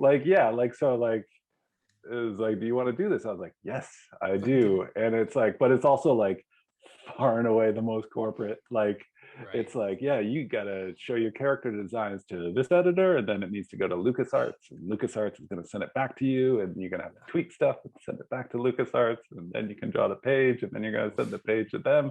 They're gonna send it back to you with notes, and you're gonna send them inks, and they're gonna send it back to you. So like it was like, I'm glad I got to be a part of it. I'm also glad it was like 8 pages. Like that was like a nice like length to dip my toe in to truly corporate. Is it something you would want to do again, or is it kind of like you're like? Ew. Yeah, I'd be open to it. I think part of part of the thing is like they also don't know me. Like the people who got me involved in it know me, but like LucasArts is like, who's this guy? Right. Like, and so like there's no familiarity. And I think like a lot of the stuff where it's like going back and forth is like, because we're new, we just met each other, we're like checking in or whatever. So, and it was also like sort of cool to see how things work. Right. So, man, that's awesome. And I think Star Wars is probably a bit different than everything else, just because I think they really do check a lot. And not necessarily stuff that was my problem, like writer stuff, like, oh, we won't say those words in Star Wars, because that doesn't work in Star Wars. Bib Fortuna would never say that. Okay. No, it's not even like that. It's I could be, who cares? It's like you'll never say on my 6 for someone being behind you, because there are no analog clocks in Star Wars. So that phrase needs to be like removed. And I was just like, what? Like, I was like, oh, who has this information in their heads, like ready, like to be like, like edit that. It needs to be Mark 30 or whatever equivalent it is. That's very interesting. Yeah, but for me, like, there was none of that stuff. It was much more general. Do they even tell time the same way with 2 moons? Who knows? I don't know. Like, and it does, you know, I'm sure Star Wars has an explanation of time. No, I don't think so. Star Wars, they just like all cobbled together. Star Trek, I think everything is planned out, but Star Wars is just like, because it's still us. Yeah, it's like all military. It's like we have a rank and file. Star Wars is a long time ago. Yeah. I can't remember where the galaxy is, but it's somewhere. It's far, far away. Oh shit, that's right. Right, right. Fuck, damn. I wish they exactly far, far away. Not far, far away. Right. Or far away, but far, far away. And that's an actual form of measurement. The That's FARs probably actually stand for. It's probably a metric FAR as opposed to a standard international FAR. Right. It's like a force area ratio. Yeah. And that's that makes total sense then. All right, awesome. Tony, let's hit over to you. What you got going? What's next? What you working on? And where can we get more stuff from you? I will say real quick, Jesse has a really good Patreon that has tons of. He's got a huge project on there and a bunch of projects actually, but it's great stuff.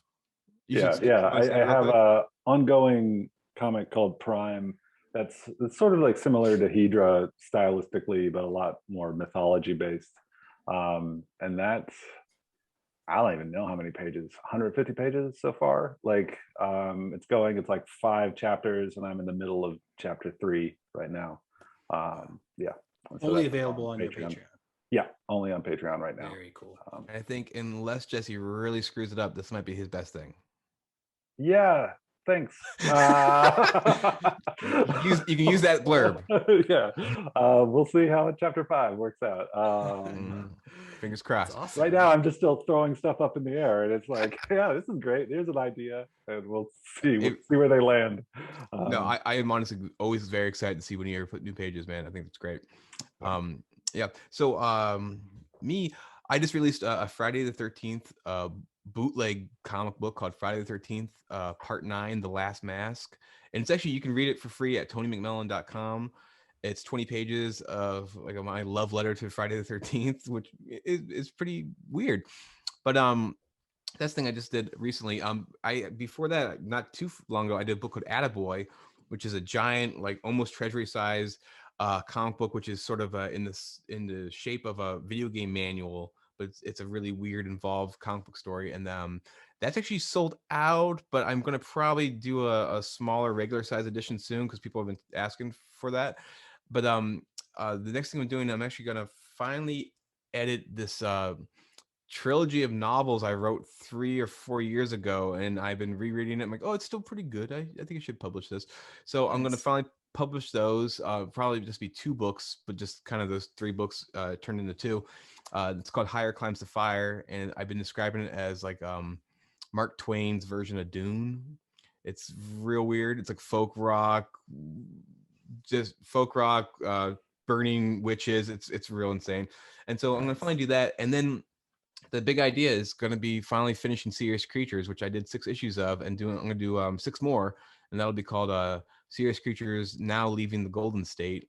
And I'll just do like issue 7 and do that through 12, and that'll probably take me a year to finish, but I'm really, really excited to get back to that and finish that. It's kind of my literary book about a teenager who working in the special effects industry of the late 70s and the 80s through the 90s. And so this is like the second half of Boogie Nights. This is when everyone's cocaine gets out of hand and people will start making real bad choices, and the haircuts get worse. And I'm really excited to do worse haircuts and like thinning hair and people getting older and pot bellies and shit. That's gonna be fun.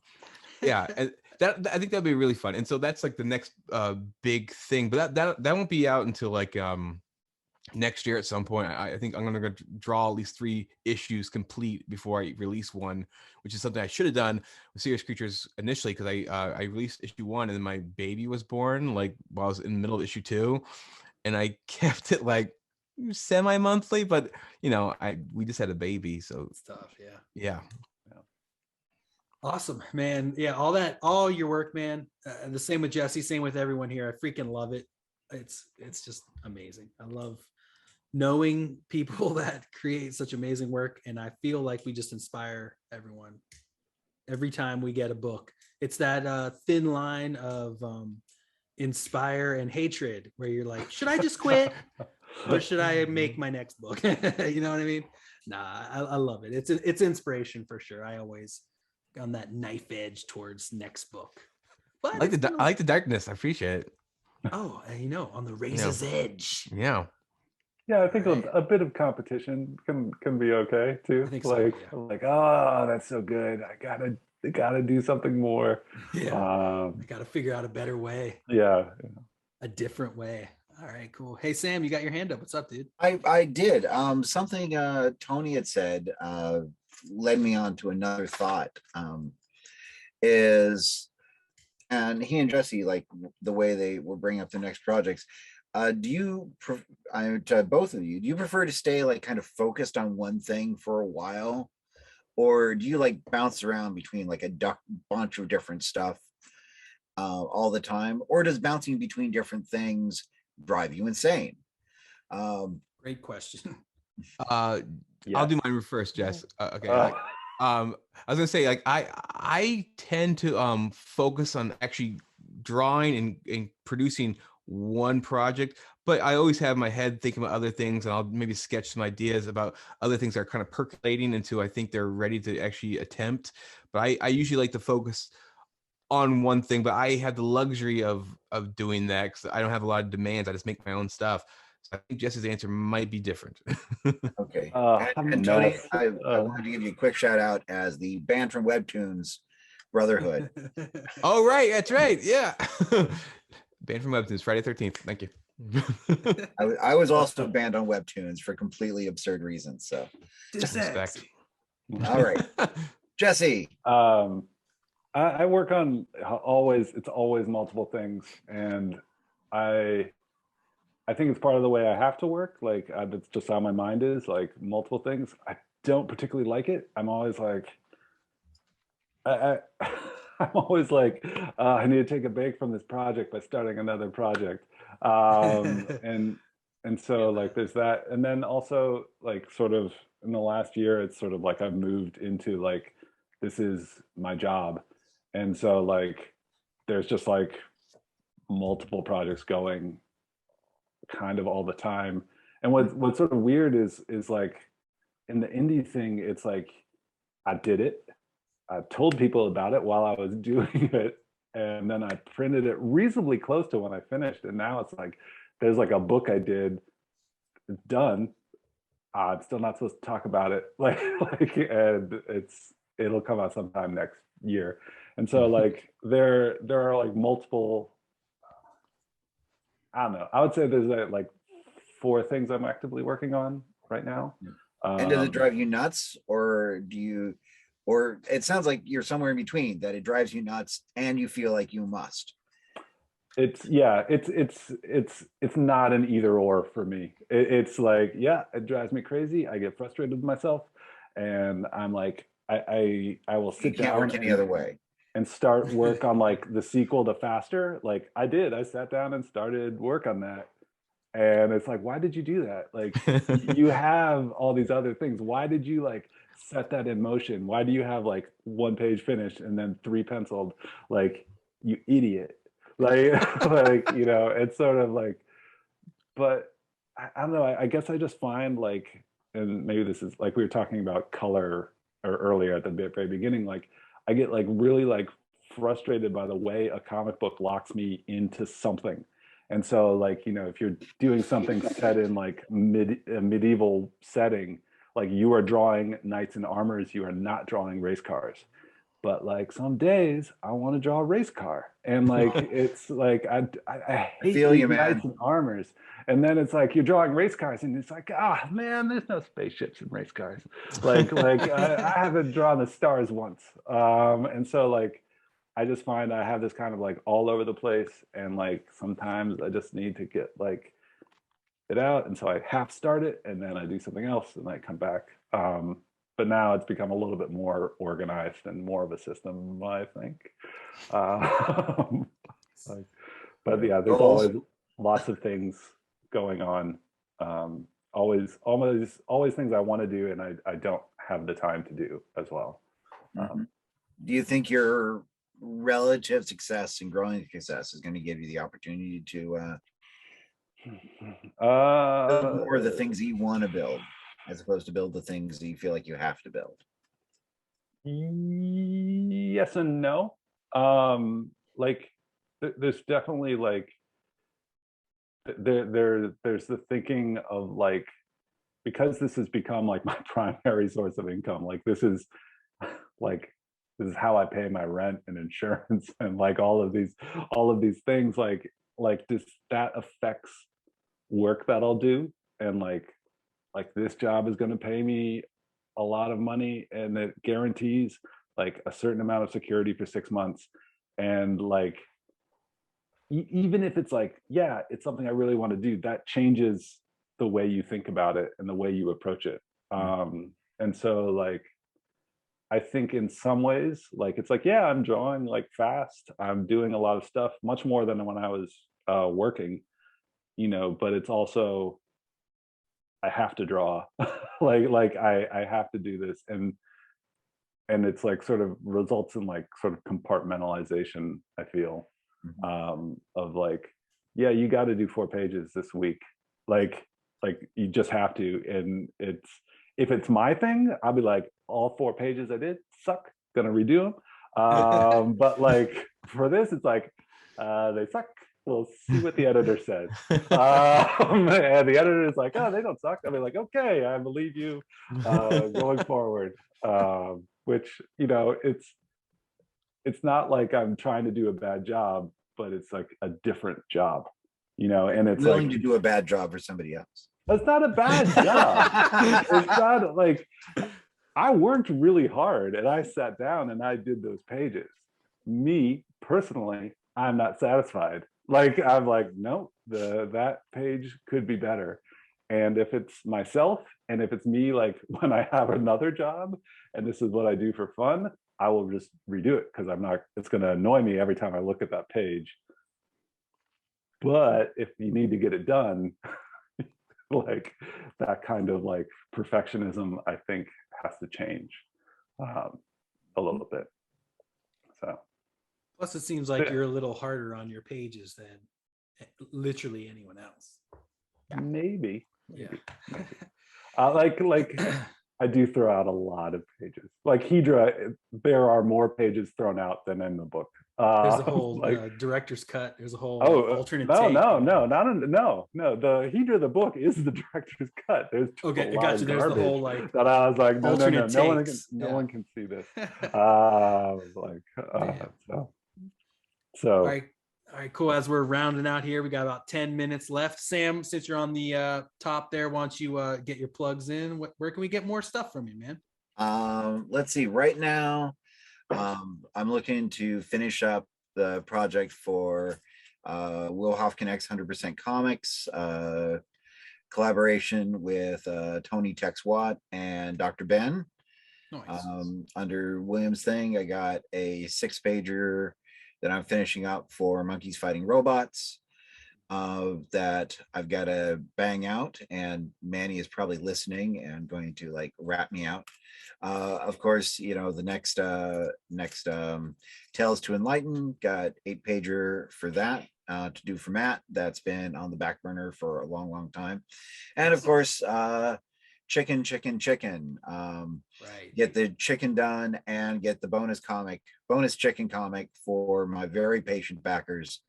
That is going to be very exciting. I've alluded to that, and so you're all going to get a good surprise when you finally get that book. And let's see, that's the big thing on the front, and just all my regular distractions. You got 2 pages coming for Ringsidethology, and yeah, I got the 1 page that was done. I got another page I did yesterday. Nice. Just for giggles. Thanks, dude. That's it. Awesome. I mean, that's it. Okay. All things Schlepsig. Just look for Schlepsig. It's me. Buy stuff. Awesome. Pay for my coffee. Thanks, Sam.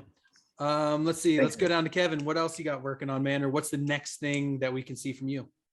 I'm working on Tough Stuff right now. So this is what I drew. Right. This is Nice. the public defender that has to represent Tough Stuff in his court case. Nice.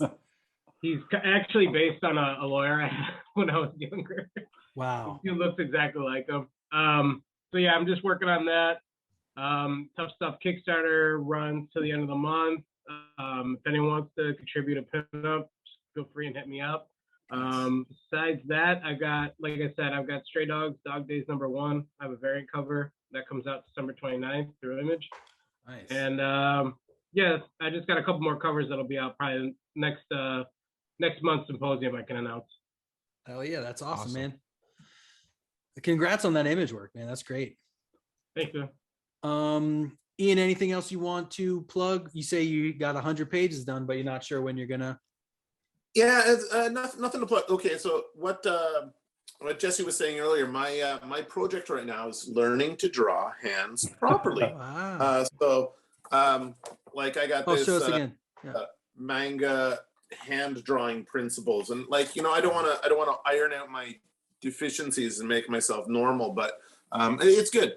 But yeah, the next thing that will be printed will be the that Batman Year One thing, and like I'm really happy with this. I think of course I'm copying Mazzucchelli on this page, but like I never drew a picture like this, and at least not on an A3 paper. And this is all done with ink, and there's minimal correction. So this was a really nice week for me. I was really happy to get this done, and I'm going to show it off. I like it. Ian, I saw that online. It looked beautiful. The color and everything looked great on it, man. Yeah. Thank you, man. Yeah. Yeah, my coloring got better too. That was an Inktober benefit, as I just started coloring every day, and guess what? You do stuff every day, you get a little better. Yeah, it's unbelievable. Definitely.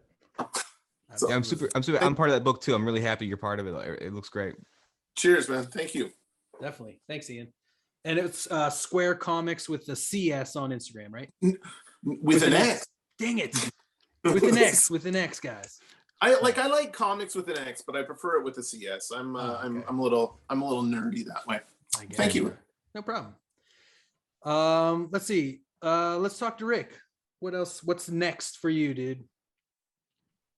Is working on our strips for Next Panel Press. You can follow us on Instagram or Facebook at Next Panel Press. Still putting out my book, The Power. You could follow me at Doom Days on Instagram. You could follow me on Facebook or friend me. Friend him, dude. Hell yeah. Thanks, Rick. Let's see. We got some peeps that popped in that didn't really get a chance to talk much. We got Seed Up, Chris Anderson over here. What's up, dude? What's happening? Nothing. We can announce that we're sharing a table at the Los Angeles Comic-Con in the, what's it called? The Creators Corral or something? Creators Corral or something. Where us creative cows go to. Yeah, they're corralling us in the middle there. I'm super excited about that. I'm happy to be sharing with you at the table when we were texting. It's not Artist Alley. Sure?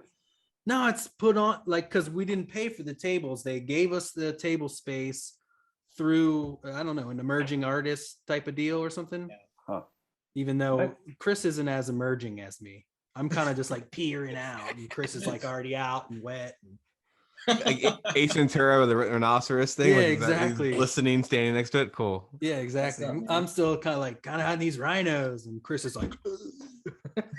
That's a really good impression of me. Well, thanks, dude. I love that movie, and I love you. So it's easy. Yeah, dude, that's gonna be really fun. That's at that will be fun. First weekend of December. First weekend in December. Yep, exactly. If anyone wants to fly out to Los Angeles to see us, should be Right. simple. You don't Simple thing to do. 2 in 1 table. Yeah, dude, it's gonna be awesome. Chris, is that my comic on your thing? I think I see. Yeah, man. Yeah, what's up? I got it yesterday. Neat. With your super awesome sketch too. I gave you one of the good ones. Thank you. Yeah, man. And now I can frame you for murder if I want to, because I got your thumbnail or your that's right shit. there. You're right. Well, thanks. Appreciate that. You're welcome. Yeah. Shit. Always good to have leverage. What's that? Always good to have leverage. Very true. Very true. Yeah. So anyway, I got in late, and I'm so sad because this was a really cool conversation that you guys were having. But I guess it's time to like plug stuff right now. So Unless you want to say something to either guest, Tony or Jesse, or you guys both know that I love your work, and Jesse, like you and I have sort of a similar style. We're both brush guys, Yeah. and I don't know how many times a day people try to compare you to Paul Pope, but it gets annoying after a long time. Really? That one I You haven't had that one yet? No. I would love to be compared to I mean, Paul it's Pope. an honor, but darn it, I'm trying to do my own thing, man. I feel like I get Mobius a lot. Yeah. A lot. That's the one that like has gotten to the point where I'm a little like annoyed when I hear it. He's a hack, and you're doing talent stuff. Exactly. Yeah, I'm like, who's this French guy? Movies is French guy with a anyway. fake name. No, like I think people say it as a compliment, and that's how I take it. But it's like sort of like, I mean, he's like the greatest. I mean, he's one of the greatest of all time. Top. Yeah, but like, I guess what like there's just potential when anybody says, "Oh yeah, like this is like this," it's like, yeah, you're copying this guy. Is like the potential to hear it like that, which that might be my neuroses coming out. Well, you got there's I know that Dave Johnson, every time that somebody tries to compare one of his friends to another artist on social media, he has a fit. It's like, no, this person is working hard to be their own individual, and if just because like a little bit of something that they picked up along the way happens to work, and it does not mean that they're trying to ape the person. Don't be lazy. Right. You're right. Absolutely 100% right. Yeah. Except for those 150 James Heron clones that are out there right now. They need to take a break a little bit. But, There's always one. It's like the Liefeld clones of the 90s, But some of them turned into brilliant artists. And, right. Give them 8 years. Yeah. Some of them have not changed one bit. Mm-hmm. So it's interesting to see where people go. Anyway, Ghost Agents. Ghost Agents has like a week left at Kickstarter. So get your butts on there and back Ghost Agents, man. Like there's a ton of awesome artists on there. I just dropped a tier. We just dropped a tier this week where I'm going to do some big commissions, like 11 by 17 tone. Like I'm going to add screen tones and all that crap to it. So awesome. 11 by 17 screen tones. That's a lot of screen tone. Every time I have a friend go to Japan, I have him bring me back like a suitcase full. So. I need to get one of those friends. And you can find me on where my name is right here. Yeah, ChrisAndersonComics.com.